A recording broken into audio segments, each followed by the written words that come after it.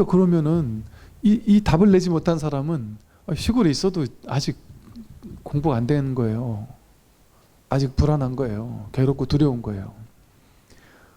근데 여러분이 이 마음 깨닫고 여러분 삶 속에서 직장 생활하고 가족과 함께 즐겁게 생활하고 할 일 이것저것 할 일 다 하면서도 늘 마음 한쪽에 1번으로 이 공부 이거 하나만은 내가 하고야 말리라 하는 이런 발심을 가지고 이 공부를 꾸준히 해 나가면 그 자기를 확인하고 점차점차 이 마음에 익숙한 시간을 보내 간다면 아무리 시끌벅적한 시골 도심에 있어도 그게 일 없는 사람이에요.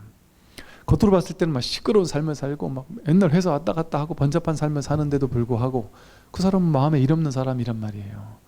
모양과는 상관없단 말이에요. 이거는 지금 겉으로 모양이 이렇게 아름다운 모양을 이렇게 보여줬지만 이 모양의 세계를 얘기하는 게 아니에요.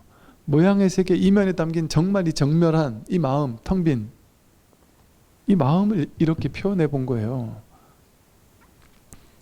중생들은 모양이 고요해야 고요한 줄 알잖아요. 근데 모양이 고요한 게 그게 고요한 게 아닙니다. 겉모양은 고요하지만 마음이 속 시끄러운 사람이 얼마나 많겠어요. 근데 겉으로는 막 그냥 부처님 같이 분주하게 쏘다닌 분이 계실까요? 인도가 땅이 얼마나 넓은데요. 그 전 지역을 부처님은 다 맨발로 다 다니셨잖아요. 그 더운 곳을 다 다니셨단 말이에요. 어떤 스님 중에 부처님 초기 경전을 공부했던 스님께서 평생 부처님처럼 난 부처님 돌아다닌 것을 저게 어떤 느낌이었는지가 이게 초기 불교를 공부하면서도 잘 감이 안 온다. 그래서 그 온도, 그 날씨에 아무것도 없이 맨발로 인도를 전역을 걸으면서 법을 전하는 그게 뭔지가 너무 궁금했다 하시면서 정년퇴직하시고 홀로 인도를 가서 부처님 걸어 다니신 데를 지도 보면서 이렇게 걸어 다니셨던 스님이 계셨거든요. 누구 막 후원받고 이런 것도 아니고 그냥 막 사람들 막 이걸 도와준 사람들 옆에서 막 이런 게 아니고 혼자 그냥 길도 모르면서 왔다 갔다 찾아가면서 걸어서 부처님이 걸어 다녔으니까요. 근데 그 심정이 왜 저러셨을까 뭐 그런 참 느낌을 알 것도 같은 거예요. 부처님 그렇게 끊임없이 법을 전하기 위해서 여러분이 만약에 여러분 자식이 이 뜨겁고 더운 날 차도 없는 데서 저 먼 곳에서 너무 힘들고 괴로운 일을 겪고 있다고 알고 있다면 여러분이 아무리 힘들고 덥고 막 고생스러워도 그 먼 곳을 가겠죠. 가가지고 그 자식을 돕고 싶겠죠. 그 심정이 있잖아요. 그죠? 예를 들어 여러분이 아무리 내가 두려움이 많아도 저 무서운 곳에서 자식이 거기서 벌벌벌 두려움에 떨고 있다라고 알고 있다면 부모님은 아무리 두려워도 그 아이는 얼마나 더 두렵겠나 싶어서 그 두려움을 헤치고 갈 거 아니에요. 거기를. 말하자면 그런 심정일 수 있을 것 같아요. 왜 그럴까요? 우리에게는 자식이 내 자식이잖아요. 근데 부처님에게는 누가 자식이에요? 모든 불자들이 모든 존재가 다 내 자식이에요. 왜? 다 내 자식도 아니에요. 나예요. 나. 그들의 고통이 나의 고통이란 말이에요. 그리고 또 인연 따라 부처님이 곳곳에서 법을 전하다 보면 제가 이제 그걸 썼는데 보니까 부처님은 그 상인들 무역을 하는 상인들과 함께 다니면서 이렇게 그들에게 법을 전하기도 하고 그랬다라고 말씀을 드렸었는데 그 상인들이다 보니까 맨몸으로 다니면서 이렇게 무역을 하는 상인들이니까 온 나라를 다 다니면서 이 장사를 할 거 아니에요. 그러니까 이 부처님의 소식이 그 상인들을 통해서 온 나라 막 이 나라 저 나라에 막 다 전파가 되고 이 부처님이라는 깨달은 분이 어디에 지금 어디쯤 머물고 계신다라는 소문이 상인들 속에서 서로 전해졌단 말이죠. 그러니까 그 상인들 가운데 이 부처님의 법에 정말 듣고 싶은 사람도 얼마나 많겠어요. 지금같이 인터넷도 없는데 지금은 틀면 나오지만 그때는 그럴 수가 없으니까. 그러니까 얼마나 간절한 마음으로 다음번에 부처님을 만나게 되면 반드시 우리 마을에 한 번 좀 제발 좀 와달라고 신신당부 좀 부탁을 드려줘라. 부처님 오신다는 정갈만 주면 우리가 1년 2년 전부터라도 부처님 머무실 수 있는 도량은 만들어 놓을 테니까 제발 좀 올 수 있도록 해달라. 그런 사람들이 너무 많았었단 말이죠. 그러니까 그들의 말을 어떻게 못 갈 수 없으니까 또 거기도 가고 저기도 가고 그러면서 이제 법을 전했단 말이에요. 그래서 이처럼 겉에 드러난 모양이 고요한 게 아니고요. 이 마음, 이 정말 정멸한 이 마음 한번 확인한, 그래서 늘 이 마음에 있는 이 정멸한 이 마음자리에 이 늘 확인되는 이 마음, 여기에 있는 게 이게 진짜 고요함이에요. 이게 진짜 한가하고 한가히 논일고 고요히 앉아있는 승려의 거처가 바로 여기에요. 여기 이 어떤 저를 얘기를 하는 게 아니에요. 여기는 한가하단 말이에요. 할 일이 없어요. 그런데 여기선 모든 일을 다 할 수 있어요. 모든 일을 다 하는데도 한가해요. 고요히 앉아있다. 앉고 서고와 상관없어요. 여기는 항상 여여부동이고 열의 여거여서 오더라도 가더라도 늘 여여부동한 거예요. 항상 딱 그 자리예요. 천리길 만리길을 가도 늘 그 자리예요. 항상 눈앞이에요. 가도 항상 이 마음이에요. 마음을 벗어날 수 없어요. 부처님 손바닥을 벗어날 수 없듯이. 호젓하고, 여기 호젓하죠. 뭐가 없으면 말끔하죠. 편안히 머물죠. 여기는 편안하지 않을 게 없으니까요. 여기는 아무 일이 없으니까요. 속 시끄러울 일이 하나도 없단 말이에요. 그러니까 편안히 머무르니 참으로 말끔하구나. 여기까지 말끔한 게 없어요. 이 마음처럼. 이 마음처럼 말끔한 게 없단 말이에요. 어디 저 산사에 어디 저 이렇게 비구니 스님들이 자꾸 면은 이렇게 암자나 도량 같은 데 가면 절이 막 그렇게 깨끗하잖아요. 그 스님들이 정말 이게 얼마나 부지런하신 스님들인지 도량이 너무 깨끗하고 뭐 깔끔하고 꽃들도 정말 아름답게 이렇게 해놓은 정말 존경스러워요. 진짜 옛날에는 그런 데 가면 어이구 좋네 이러고 지나갔는데 지금은 그런 도량을 한번 가보면 그 스님들한테 그런 것부터 물어봐요. 스님 이거 어떻게 된 거예요? 이러면 아이고 말도 마세요. 이거 하려고 스님들 구워 삶아 가지고 나와서 다 같이 올력하자 해서 이거 뭐 봄엔 이렇게 해야 되고 여름에 이렇게 해야 되고 막 이게 보통 손이 많이 가는 게 아니다. 그걸 알거든요. 그게 쉽지 않은 일이에요. 그래서 저는 아예 포기를 하고 그냥 상주에는 뭐 대중도 없고 그냥 포기하고 그냥 또 저는 이제 옛날부터 그런 게 있었어요. 이렇게 자연을 그렇게 꾸미는 것도 좋아요. 꾸며서 아름다운 것도 좋아요. 그것도 좋은 일인데 또 이것도 좋은 일이에요. 이쪽 한쪽 극단도 어떤 극단이냐면 그렇게 깔끔하게 정리되지 않고 그냥 있고 싶은 대로 있는 우리가 잡초라고 생각하는 모든 것들이 우리의 분별이 잡초지 사실은 그 누가 잡초라고 그랬어요? 사람이 잡초라 했지. 걔네들한테 물어보세요. 걔네가 잡초인지. 걔네들은 자기가 모든 풀이 전부 다 주인공이에요. 이 산의 주인공이에요. 자기가 있는 그 자리에서 자기는 부처예요. 온전해요. 그러니까 그래도 좋다는 생각으로 심정으로 너무 심한 정도면 이제 조금씩 해주는데 너무 심하지 않은 정도면 자연 그대로 냅두자 이런 마음으로 이제 했었는데 또 인연따라 또 뭐 이런저런 분들이 또 제가 너무 게으르니까 못 보겠던지 또 이분 저분 또 그런데 관심 있는 분들이 오셔가지고 또 이렇게 막 뭐 풀도 좀 뽑아주시고 주말에 법회 오면 그래서 절에서 일하시는 분들이 아니에요. 막 몇몇 분들이 와서 막 뽑기도 하고 이러시거든요. 그분들이 그냥 와서 이렇게 또 도와주기도 하시고 그럼 또 그것도 고맙고 감사한 일이고 그러니까 인연 따라 그냥 이것도 좋고 저것도 좋은 일인 거예요. 그러니까 정리가 되면 정리가 되는 대로 좋고 정리가 안 되면 안 되는 대로 또 그것도 좋은 일이에요. 이 자유로운 그냥 인연 따라 사는 거죠. 그러니까 뭐 내가 정해놓은 게 없으면 아니 보사님 저는 우리 절을 완전 자연 그대로 하고 싶은데 왜 자꾸 와서 뽑으세요? 이럴 필요도 없단 말이에요. 어떤 것도 상관이 없죠. 사실 인연 따라 그냥 사는 입장에서 그냥 인연 따라 사는 거니까요. 왜냐면 모든 게 법 아닌 게 없으니까 뭐 하나 고집 부릴 게 없어요. 고정할 게 없어요. 뭐 정할 게 없어요. 모든 게 다 이 법의 자리에서는 아무 일이 없어요. 그러니까 이런 거예요. 여러분의 삶 전체가 일체 모든 중생의 모든 삶이 전부 다 완벽한 거예요. 전부 다 아무 문제가 없어요. 전부 다 어디서 나온 걸까요? 전부 다 이 마음자리 하나에서 다 나온 거거든요. 그러니까 똑같은 부처예요. 똑같은 부처. 모양은 이럴 수도 있고 저럴 수도 있죠. 근데 모양은 진실하지 않아요. 내 생김새, 내 뭐 주변 내가 사는 방식, 뭐 내 성격, 개성, 이런 거는 그 비본질적인 거예요.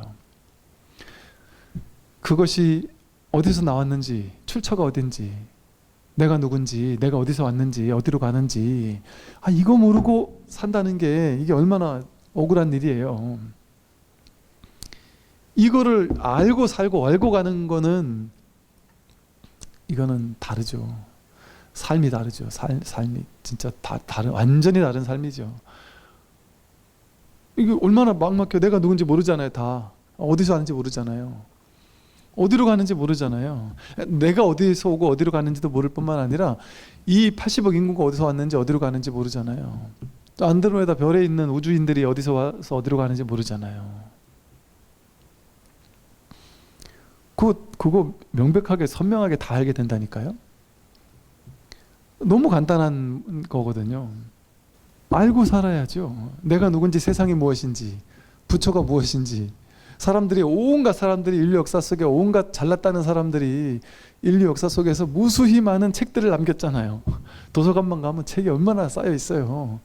그 책들을 막 수만 권 읽었다는 사람들 있잖아요.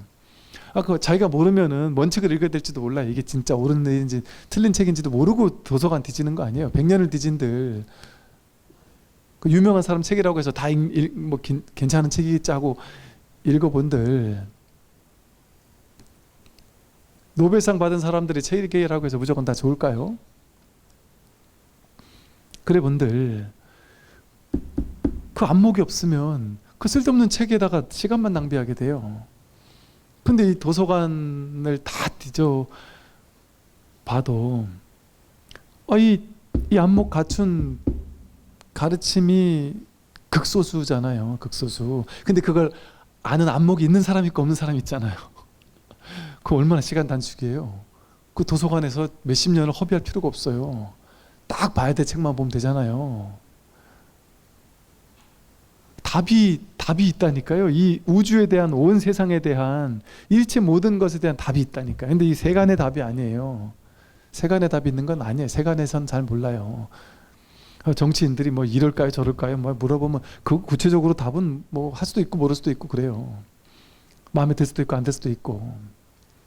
근데 이게 딱 우리 본질인 근본, 자기 마음자리, 여기서 나오는 모든 게 여기서 나온 줄 아니까 여기서 답을 해줄 수 있는 지혜가 생겨난단 말이에요.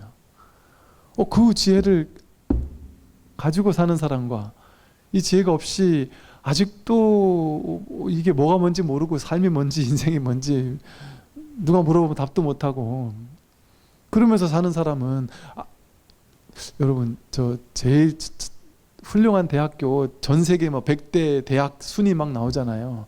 100대 대학 순위에 있는 모든 교수님들이 자기 전공하는 거 다 알까요? 명백하게 말할 수 있어요. 다 모를 뿐 아니라 우리보다 더 몰라요. 왜냐면 공부를 하면 할수록 더 모르거든요. 원래 그 분야에서 공부를 많이 한 사람이 더 모르는 거예요. 모를 수밖에 없어요. 아르마리는 답이 안 나온단 말이에요. 아르마리는. 근데 놀랍게도 20살짜리 젊은 학생이 보면 요즘도 매주 와가지고 이렇게 물어보는 청년이 있어요. 많이 있어요. 그런 청년이 그냥 탁 공부해서 이자를 깨달았다. 그럼 그 친구가 입으로 그렇게 말은 안 해도, 또 그래 말해봐야 욕먹을 거고 말은 안 해도 마음속에 어떤 든든함이 있느냐 하면, 야, 전 세계 100대 가는 대학교 모든 교수들이 다 와가지고 얘기를 해봐라. 나만큼 지혜가 있나? 난 모르는 게 없다. 다 알고 다 본다. 이렇게 된단 말이에요. 경전에서 말하듯이 다 알고 다 보는 거예요. 분별은 몰라요. 근데 이 무분별지, 여기서 모든 게 다 나왔으니까, 그 안다고 생각하는 모든 사람의 모든 지식 분별들이 전부 다 여기서 나왔으니까 그 나온 출처는 다 아는 거예요.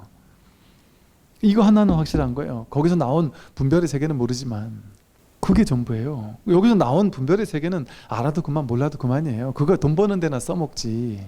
세간을 사는 데만 써먹어요. 100년도 안 되는 그 세간 사법계, 현실 세계에 사는 데는 써먹을 때가 있죠. 그러니까 그것도 무시할 수는 없죠. 현실 세계가 중요한 입장에서 무시할 수 없죠.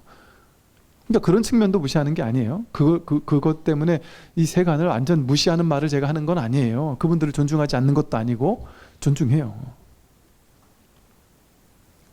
분별로 따지면 제가 뭐 발톱 밑 때만큼도 안 되죠. 그런데 이 무분별지, 이거는 다른 공부예요. 이건 전혀 다른 공부예요.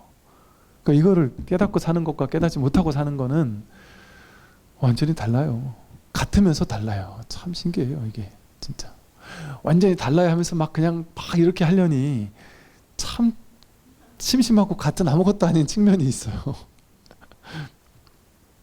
참 그런 게 있습니다.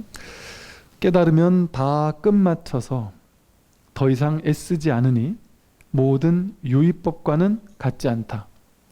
깨달으면 이거 하나 깨달으면 다 끝나는 거예요. 다 끝마치는 거예요. 공부 다 끝마치는 거예요. 더 이상 할 공부가 없어요. 더 이상 1초 즉입 열애지. 그럼 문득 이 자리 확인하면 공부는 끝난 거예요. 근데 왜 공부가 안 끝나고 계속 보임을 해야 되느냐? 도성제, 팔정도, 사념처를 왜 닦아야 되느냐? 분명히 끝난 건 명백해요. 돈은 돈수예요. 끝이에요. 끝난 건 확실해요. 근데 이제 자기 안에서 끝났는데 이런 측면이 있어요. 그런데 여전히 안 끝나네 이거. 이런 측면도 있어요. 이 업습의 측면이 그대로 남아 있어요. 그러니까 겉모습을 보면 또 옛날 그 사람이에요. 그냥 저 사람 뭐 얼마 전에 뭐 어떻게 뭐 한 소식 했다며. 겉으로 보면 똑같아요. 똑같이 밥해야 되고 빨래해야 되고 뭐 설거지해야 되고 남편하고 싸우기도 하고 자식한테 큰 소리도 낼 수 있고 행동 고지도 똑같을 수 있단 말이에요. 그 업습을 조복받고 자기가 여습을 이렇게 좀 조복받으면서 이 자리에 익숙해지는 시간을 오래오래 보내야 된단 말이에요. 그러니까 시간이 필요한 것처럼 느껴지는 거예요. 그러니까 그런 시간이 좀 오래오래 필요한 측면이 그래서 있는 거죠. 근데 이 자리에서 보면 시간이 필요하지 않아요. 아직 부족하다, 미진하다라는 측면이 있고 부족할 게 없어요 라고 할 수 있는 측면이 있어요. 그럼 두 가지 말을 다 해요. 이 미진함에 기대어서 그냥 저도 열심히 공부하는 사람일 뿐이지, 한 명의 공부인일 뿐이지, 이거 제가 공부 다 해야 된 사람 택도 없습니다. 저도 열심히 그냥 공부하는 한 사람의 공부인입니다 하는 측면이 있단 말이에요. 또 다른 측면은 미진함이 어딨냐.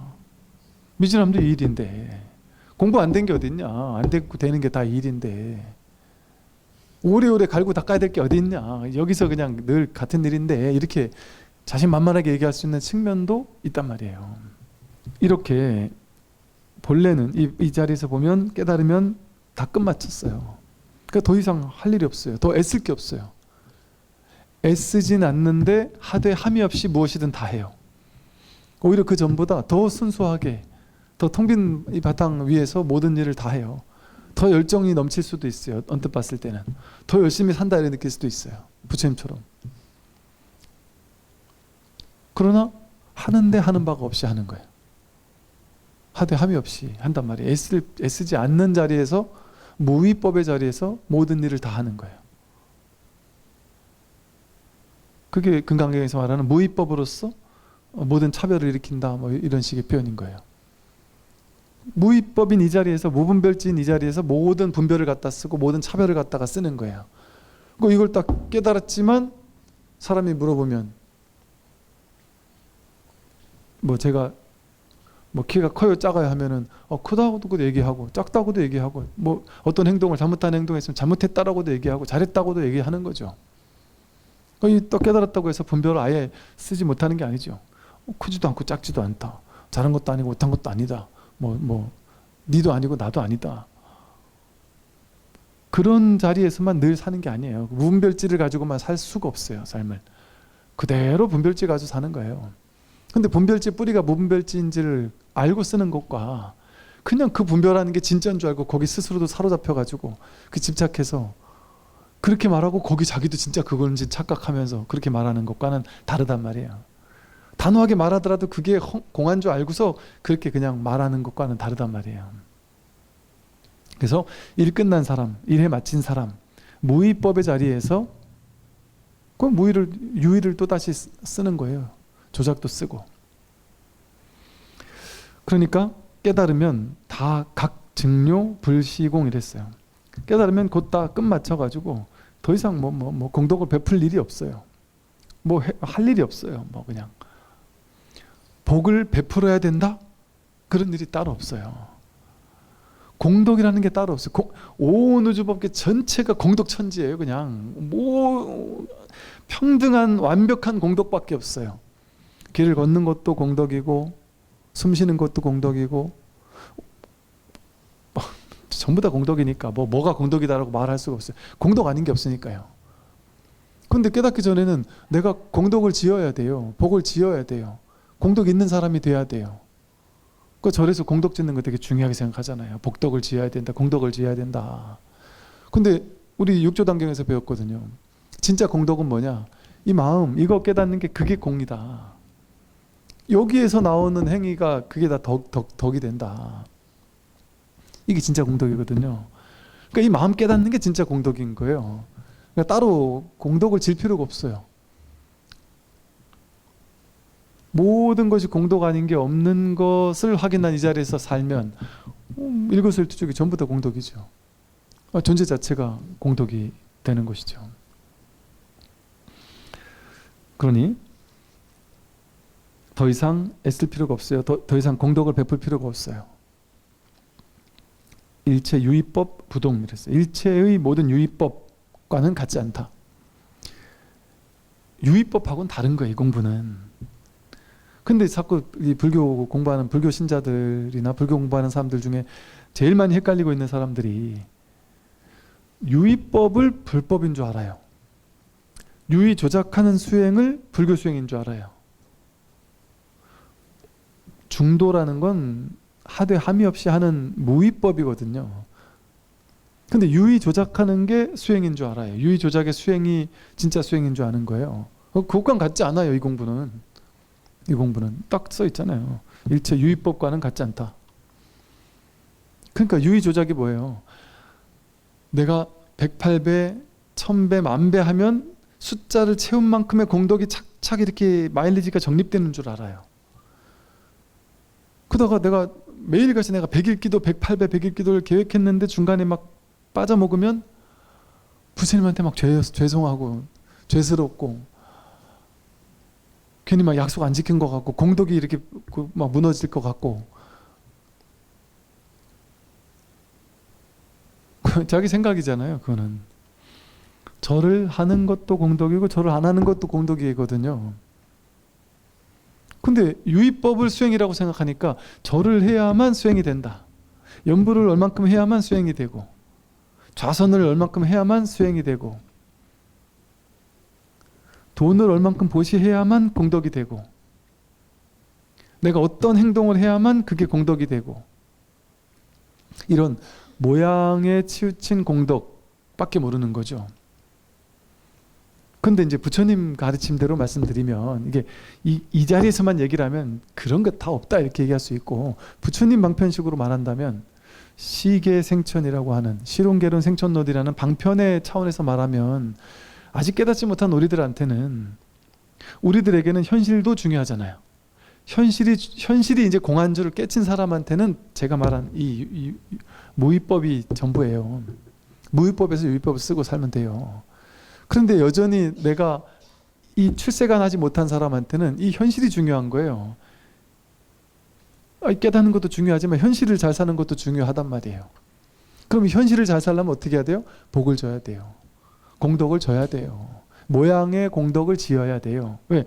현실 세계는 모양의 세계거든요. 세간의 세계는 모양의 세계예요. 모양의 세계는 어떻게 이루어지는 거예요? 인과응보로 이루어져요. 업보대로 이루어져요. 착한 업을 지으면 착한 과보가 생기고 나쁜 업을 지으면 나쁜 과보가 생겨요. 명확한 거예요. 현실 세계는. 그러니까 현실 세계에서도 복을 좀 짓고 기왕이면 출세간으로의 복을 따로 질 게 없잖아요.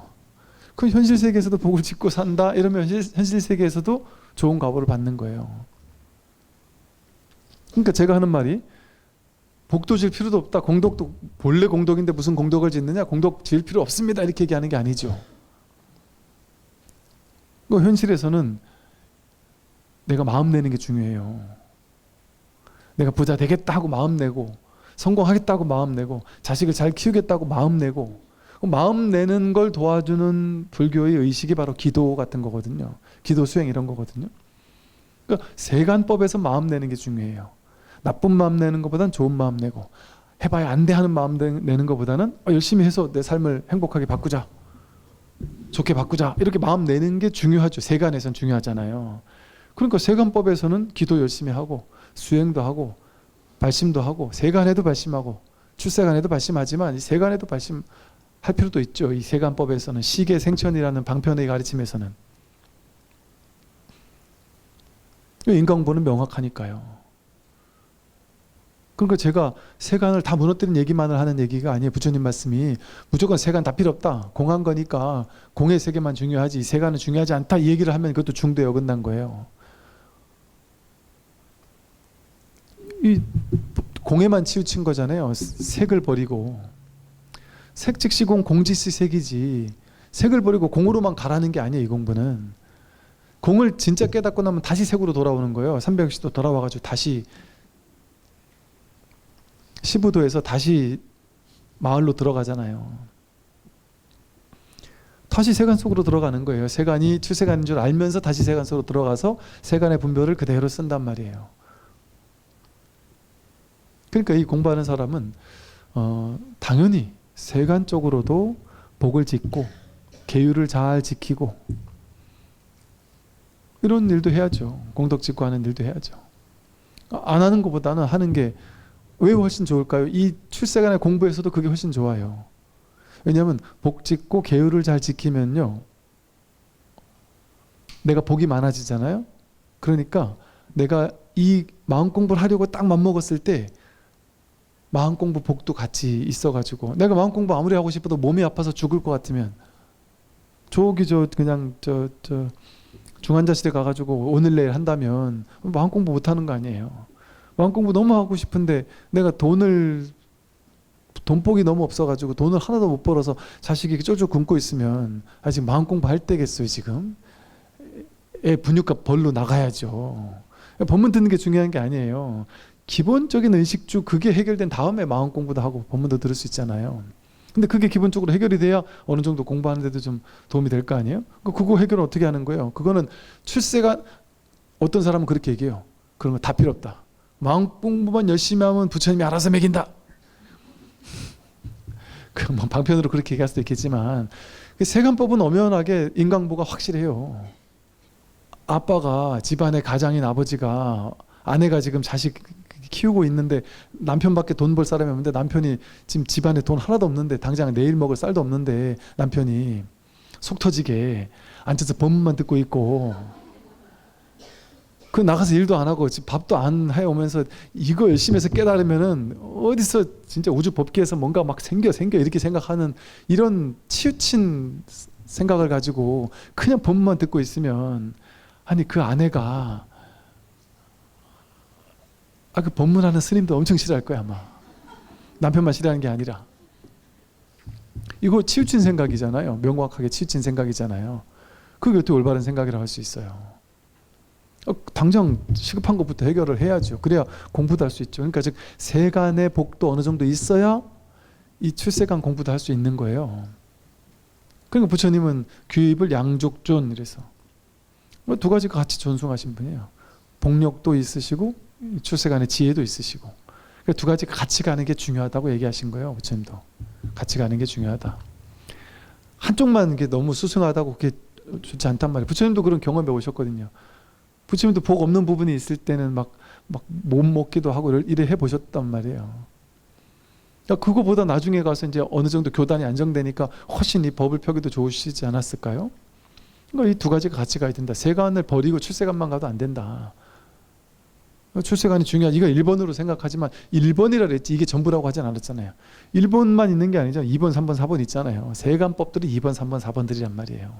2, 3, 4번이 중요도가 좀 덜하다는 거지 중요하지 않다는 얘기가 아닌 거죠. 그러니까 세간에서도 열심히 살면서 이 공부해야 돼요. 어떤 보사님이 저한테 와서 그 얘기를 하더라고요. 스님, 이 남편이 이게 진짜 맨날 스님 법문한테 꽂혀가지고 일은 안 하고 돈도 안 벌어오고 맨날 지금 이러고 있다고, 이런 분이 계시고요. 또 어떤 불교 단체에 거사님들이 몇 사람이 저한테 질문을 하세요. 내가 가지 말라는 건 아닌데 우리 마누라가 그 불교 단체에 꽂혀가지고는 거기는 왜 그렇게 봉사를 하루 종일 시키는지 모르겠다. 막 한 일주일 내내 봉사시키고 집안 애들 뒷바라지도 안 해가면서 봉사가 우선이라면서 그게 중요하다는 건 내가 알겠는데, 이게 지금 집안 애들도 지금 학교도 보내야 되고 학원도 보내야 되고 뭐 밥도 먹여야 되고 그런 거 하고 나서 그 다음에 봉사가 있는 거지, 종교가 있는 거지. 너무 과하게 봉사에만 너무 꽂혀가지고 집안이 지금 저랑 지금 이혼하게 생겼어요 하면서 이게 진짜 옳은 겁니까? 하고 질문하는 분들이 있더라니까요. 꽤 있더라니까요. 제가 어릴 때 저희 은사스님은 그러셨어요. 반드시 부모님께 여쭤봐서 아무리 절이 좋아도 부모님이 가지 말라면 가지 마라. 집안이 화합하고 부모님 말씀을 귀하게 알고 그래야 불교 공부 시작하는 사람이 되는 거지. 그렇게 얘기하셨단 말이에요. 그러니까 이 출세관만이 그러니까 이게 절대라면, 출세관이 절대라면 세관은 다 무시되는 거잖아요. 이건 절대니까. 절대로 해서 세관은 다 무시해도 되는 거예요. 근데 불교는 출세관만 절대라 그럽니까? 절대가고 상대고 상대가고 절대라고 하죠. 색 즉시 공이고 공 즉시 색이라고 하죠. 색을 버리고 공으로 가라는 얘기가 아니잖아요. 색이 바로 곧장 공이란 말이에요. 내가 지금 자식을 위해서 열심히 일하는 거, 아내에게 따뜻한 말 한마디 하는 거, 사랑을 나누는 거, 이게 법이란 말이에요. 이게 법에서 하는 거예요. 근데 이걸 버리고 나는 깨달음만 찾겠다, 이것도 치우친 거예요. 이것도. 그러니까 제가 1번이라고 했지 이것만이 전부다 절대다 이렇게 얘기 안 한단 말이에요. 이게 1번은 맞거든요 사실이. 그러나 2번 3번 4번이 중요하지 않다는 얘기는 아니에요. 그러니까 부처님도 많은 불자들에게는 실혼, 결혼, 생천론, 보시에 대한 법문, 계율, 올바른 삶의 도덕적인 삶, 이게 계율이거든요. 계율에 대한 가르침. 그리고 생천론, 인과응보. 막 살면 막 사는 과보를 받는다. 나쁜 짓 하면 나쁜 과보를 받는다. 명확하다. 이게 토대가 되어 있지 않으면 이 공부 못한다. 그 다음 진도를 나갈 수가 없다. 이렇게 한 거예요. 그래서 시계생촌, 즉 보시 좀 하고 사람들에게 자비로운 사람, 그리고 삶이 계율을 지켜서 도덕적인 사람, 그리고 인과응보를 알아가지고 내가 지금 사는 삶이 미래에 어떤 결과를 가져올구나라는 것을 아는 사람은 당연히 삶이 아름답게 갖춰질 거 아니에요. 기본이 돼 있는 사람 아니에요. 그런 토대가 돼 있어야 이제 그 다음 진도를 나갈 수 있어요. 그 다음 진도가 제욕의 과환, 그 욕망과 집착을 내려놓으라는 얘기는 그때 가서 하는 거예요. 이제 그러고 나서 출리의 공덕이, 출세간의 공덕이 얼마나 수승한지를 얘기하고, 그 다음에 사성제, 괴로움에서 벗어나는 가르침을 설하셨지. 이렇게 이 나름대로 근기 따라서 근기를 성숙시켜 가면서 공부를 시키셨지. 무조건 그냥 공부 안 할 사람은 다 가라. 너네들 필요 없다. 나는 사성제 깨달을 수 있는 사람만 와라. 그러지 않았단 말이에요. 근데 어찌 보면 그 선사 스님들은 딱 그런 스타일에 비슷해요. 어찌 보면. 그 사성제 이것만 그냥 가르치는 거예요. 괴로움과 괴로움의 소멸, 마음 하나만 가르치는 거예요. 깨달음 요거 하나만 그냥 가르치는 거예요. 공부할 사람들 뭐 알아 해가지고 딱 가르친단 말이죠.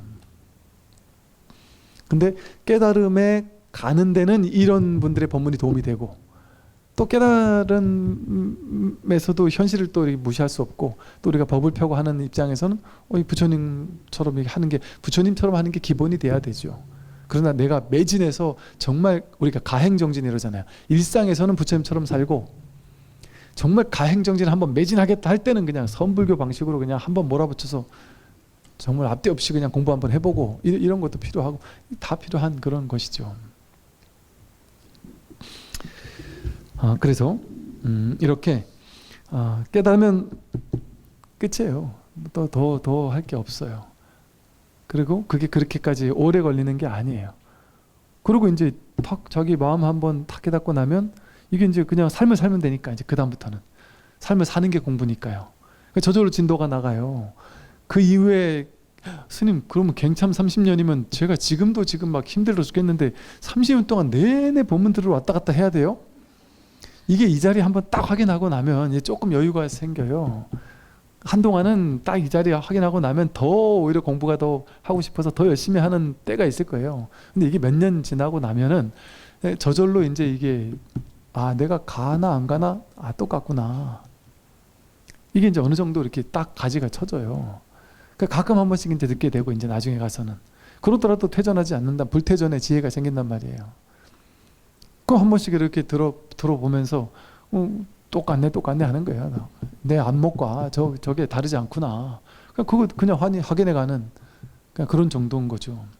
그러면서 자기 공부해 나가 삶을 살아 나가는 거예요. 그럼 저절로 공부가 돼요. 그러니까 그때부터는 이제 공부가 이런 식으로 말할 수 있어요. 재밌죠. 공부가 재밌어지는 거죠.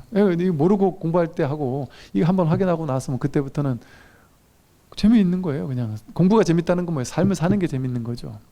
그렇다고 괴로움이 하나도 없는 게 아니에요. 괴로움이 있는데 재밌는 거예요.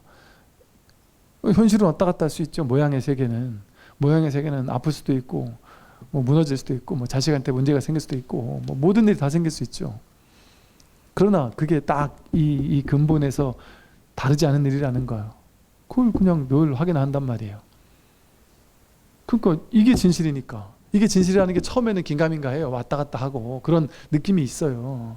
근데 점점 공부를 하면 할수록 점점 더 뚜렷하고 선명하고 더 이상이 없구나. 이게 정말이네 하고 그냥 가슴으로 막 동의가 되고 정말이네 하고 이게 가슴에서 소화가 되기 시작한단 말이죠. 점차적으로. 그러니까 믿음의 성취, 믿음이 더 이상 이제는 퇴전하지 않는 신성취가 점차 이렇게 이루어진단 말이에요. 단박에 그냥 한 방에 다 끝나지는 않아요. 그러나 이제 이 자리에서 보면 그렇게 왔다 갔다 하더라도 늘 이 자리에서 이걸 놓치지 않고 있으니까 그러니까 이렇게 말할 수 있는 거예요. 깨달으면 다 끝마쳐서 더 이상 애쓰지 않는다. 그래서 이 보임의 공부는 애쓰는 공부가 아니에요. 즐겁게 할 수 있는 공부예요. 그래서 이제 날마다 좋아지는 거죠. 어제보다 오늘이 낫고 1년 전보다 지금이 훨 낫고 또 그 1년 전보다 지금이 훨 낫고 뭔가 이 분별에 끌려다니는 게 훨 낫다 보니까 점점 자기 공부가 이렇게 진척되는 것들을 바로바로 이렇게 뭐 무슨 다른 뭐 영어 공부하듯이 공부하는 만큼 바로바로 좋아지는 건 아니고 한 6개월 지나고 1년 지나고 나니까 아, 내 이만큼 성숙했구나라는 게 뭔가 느껴지고 또 나중에 여러분 이제 남편 아내 자식들과의 대화를 나누다 보면 그들이 이제 나도 모르는데 어느 날 그렇게 얘기를 하죠. 엄마 어느 날부턴가 좀 달라졌어. 뭐 어떻게 달라졌어요? 모르겠는데 뭐 말을 어떻게 할 수는 없겠는데 좀 착해진 것 같기도 하고 좀 말을 예쁘게 하는 것 같기도 하고 나한테 막 그렇게 크게 막 절대 이래야 된다거나 저래야 된다거나 막 이렇게 막 닥달하는 것도 좀 없어진 것 같고 좀 부드러워지고 유해진 것도 같고 뭐 좀 대화가 통하는 것 같기도 하고 옛날에는 딱 답을 정해놓고 나한테 맨날 이렇게 시키기만 하는데 이제는 내 말을 더 마음을 열고 들어주기도 하고 좀 유연해진 것도 같고 뭐 뭔가 좀 하여간 달라졌어. 뭔지 모르지만 하여간 느낌이 달라. 이걸 통해서 아 내가 뭔가 조금 달라지고 있구나. 이걸 이제 나중에 조금씩 아는 거죠. 또 여러분 이제 술 한잔 하면서 남편한테 물어보면 남편이 나중에 한 잔 부끄러워서 평생 얘기 못 하다가 나중에 기분 좋을 때 아유 당신 요즘에 뭐 하여간 좀 달라진 것 같아. 좋아 보여. 이러면서 이제 술 챙기면 한두 마디 할 수 있겠죠. 그럼 아 내가 공부하면서 좀 달라졌구나. 이게 왜냐면 가까이 있는 사람이 알거든요. 이 은은히 바뀌는 거는 가까이 있는 사람이 알거든요. 멀리 있는 거 잘 몰라요. 그래서 조금씩 이렇게 애쓰지 않아도 저절로 공부가 돼요. 그렇게 공부가 되고 있구나라는 것이 삶에서 체험이 돼요. 체득이 돼요. 그래서 삶이 바뀌어요. 괴로움의 무게감, 타격감이 이제 줄어들죠. 그러니 뭐 유의법, 유의 조작하는 것과는 다른 공부예요. 이 공부는 유의 조작해서 막 열심히 노력하고 막 그냥 막 밀어붙이고 막 최선을 다해가지고 뭐 어떻게 하고 그렇게 하는 공부가 아니에요. 그렇게 해가지고는 유의의 과보밖에 없어요. 유의의 과보는 있죠. 그러나 뭐 시계생천 같은 거 보시하고 계율 지키고 이러는 것들은 어느 정도 뭐 노력하는 것도 도움이 돼요. 그러니까 부처님은 자상하게 세간의 수행, 출세간의 수행, 세간의 팔정도, 출세간의 팔정도. 세간의 팔정도는 열심히 팔정도를 갈고 닦아야 되는 거. 출세간의 팔정도는 저절로 갖춰지는 팔정도. 본래 팔정도네. 세간의 사념처는 내가 신수신법을 이렇게 있는 그대로 관하도록 노력해야 돼요. 그것도 공덕이 있다는 거죠. 세간 깨닫기 전에는. 근데 깨닫고 나면은 저절로 갖춰지는 사념처예요. 사념처 내가 닦는 게 아니구나. 본래 아무것도 하지 않으면 그냥 늘 사념처예요. 이렇게 공부가 이제 저절로 갖춰지는 공부로 이제 나아가는 거죠. 유의 조작은 자꾸 이제 사라지고 본래 있는 공부, 늘 있는, 늘 있는. 이렇게 이거 여기 앞에 뭐 할 게 없으니까 이렇게 하는 거지. 이래야 될 필요가 없어요. 그냥 이거 아닌 게 없으니까. 여러분이 집에서 여기까지 오고 가는 길에 만나는 모든 보고 듣고 느끼고 감촉 느끼고 냄새 맡고 맛보고 생각하는 낱낱이 이 마음 아닌 게 없어요. 직진심 아닌 게 없어요. 그러니까 스님 자꾸 두들겨 주세요. 뭐 종을 쳐 주세요. 뭐 직진심을 자꾸 해 주세요. 뭐 오던 분들은 스님 너무 설명을 좀 줄이고 직진심을 많이 해 주세요. 이렇게 얘기하는 분도 계세요. 낱낱이 직진심 아닌 게 없고 1시간 반 동안 직진심 안 한 적이 한 번도 없어요. 설명하는 그 순간에도 직진심 안 하는 게 없어요. 여러분들이 길을 걷고 오고 가고 하는 매 순간순간에 직진심이라니까요. 항상 분별 탁 내려놓고 있으면 그냥 이 자리예요. 분별하자면 늘 이 자리를 떠날 수가 없어요. 이건 감옥과 같아요. 이게 뭐겠어요? 분별하지 않으면 늘 이거라는데 그럼 분별하지 않아 보세요. 한번 오다 가다가 분별하지 않고 그냥 뭘 얘기하지 하고 그냥 머리로 말고 그냥 가슴으로 뭘까 하고 그냥 가슴이 그냥 공공한 가슴으로 그러면 늘 있는 게 드러나 있단 말이에요. 늘 있는 게 확인된단 말이에요. 이거라고 하는 그냥 확인이 있단 말이죠. 여기까지 말씀드리겠습니다. 선물하십시오.